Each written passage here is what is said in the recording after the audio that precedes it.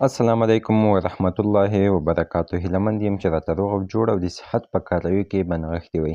که ستاسو موبایل سلو شوی وي یعنې نه پوهیږئ چې څنګه کولی شو چې خپل موبایل عادي حالت ته یوسو. مخکې به مو چې موبایل استعمالولو په لومړي ځل نو موبایل به بیخي تیز او فاست و، نو د اوس لپاره موبایل بیخي سلو شوی دی. د دې لپاره مې نن درته یوه نوې طریقه راوړې ده، خو هیله لرم چې دغه ویډیو تر پایه درسره وګورئ او د لا زیاتو معلومات لپاره کمنټ وکړئ او یا هم په ډسکرپشن کې زموږ د ټلګرام چینل لینک هم شتون لري، هغه هم درسره جوین کړئ او د لا زیاتو معلومات لپاره زموږ د یوټیوب چینل هم درسره سبسکرایب کړئ. د ویډیو د پیل سره به تاسو راشئ د موبایل په سیټینګ ته به راشئ او په سیټینګ به ورته کلیک واخلئ. کله چې راغلی د موبایل سیټینګ ته، دلته به تاسو ولټوئ ایپ منیجمنټ به ولټوئ. راځو ایپ منیجمنټ لټوو. دغه زموږ ایپ منیجمنټ دی. تاسو به هم په دغه موبایل کې ایپ منیجمنټ ولټوئ، خو په ځینې موبایلونو کې چې وي هغه بیا ایپ لیست وي، نو هغه هم صحیح دی. نو راځو په ایپ منیجمنټ ورته کلیک واخلو. کله چې راغلی په ایپ منیجمنټ مو ورته کلیک واخیستو، نو را به شي په ایپ لیست به ورته کلیک واخلئ. کله چې په ایپ لیست مو هم ورته کلیک واخیستو، کوم ایپونه چې تاسو سره په موبایل کې شتون لري هغه ایپونه درته ټول شو کیږي دلته، یعنې ټول ښودل کیږي. لومړي سر کې لموږ سره دی ایپ جي میډیا، دوهم ایپ جي کوین دی، دریم ایپ جي سټیکینګ دی او څلورم چې دی ایپ جي کوین والټ دی. راځو لاندې هم هغه کوم چې زیات استعمال شوي دي، لکه اوس مثلا د انډراید اکسیسیبیلیټي سایټ اووه MB استعمال شوی دی. راځم په دې ورته کلیک اخلم. کله مو چې په دې ورته کلیک واخیستو، د سټوریج به یې تاسو کلیر کړئ چې تر څو د ستاسو موبایل کې ځای هم زیات پاتې شي. راځم په سټوریج ان کلیر ورته کلیک اخلم. لومړی به راشئ تاسو په دې کلیر کیش، په دې به ورته کلیک واخلئ. کله مو چې په دې ورته کلیک واخیستو، بیا به راشئ په دې کلیر سټوریج به ورته کلیک واخلئ. دلته تاسو ته یو اخطار درکوي. This app data including files and setting will be permanently deleted from the device. Android accessibility. دا خو دومره مهم نه دی. نو راځو په ډیلیټ ورته کلیک اخلو. کله مو چې په ډیلیټ ورته کلیک واخیستو، هغه کوم MB چې و هغه به له تاسو سره ټول حذف شي. لومړی له موږ سره و 149 MB، البته 140 نه 149 و، البته اوس پاتې شو 40.3. نو دا نور هم راکمیږي له 40 څخه. راځم لاندې نور هم ګورم، مثلا ایپ اپډیټ چې دی دا 151 MB استعمال شوی دی. راځم په دې ورته کلیک اخلم.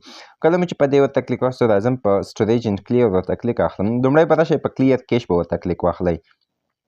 بیا راځم په د کلیر سټوریج ورته کلیک اخلم. This app data including file and setting will be permanently deleted from this device.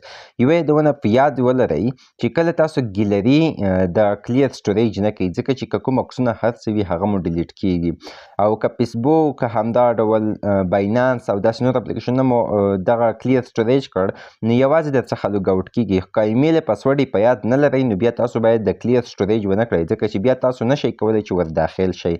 نو تاسو هغه بیا مه کلیر سټوریج کوئ، هغه څه کلیر سټوریج کړئ چې ایمیل او پاسورډ یې درته معلوم وي. راځم په کلیر سټوریج ورته کلیک واخلم او په ډیلیټ ورته کلیک اخلم. نو دا به هم له موږ سره هم ساب شي، یعنې اپ اپډیټ ومو لیدل 18.8 MB پاتې شه.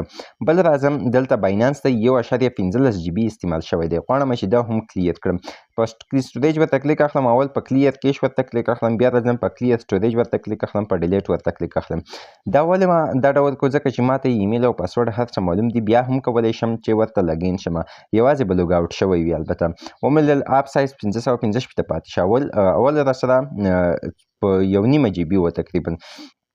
لاندې راځم بل ګورم، دلته دی کیپکټ 608 MB استعمال شوی دی. راځم دلته په سټوریج کیش ورته کلیک اخلم. دا خو ما مخکې سټوریج کړی دی، دلته نه شو کیږي. بیا راځم یو بل ایپ هم ګورم، مثلا چاټ جی پی ټي 1.15 MB استعمال شوی. په سټوریج اینډ کلیر ورته کلیک اخلم. کلیر کیش نه به لومړی کلیک واخلئ، بیا به تاسو په کلیر سټوریج ورته کلیک واخلئ، په ډیلیټ به ورته کلیک واخلئ. راځم دغه هم کلیر شي، 118 MB پاتې شه.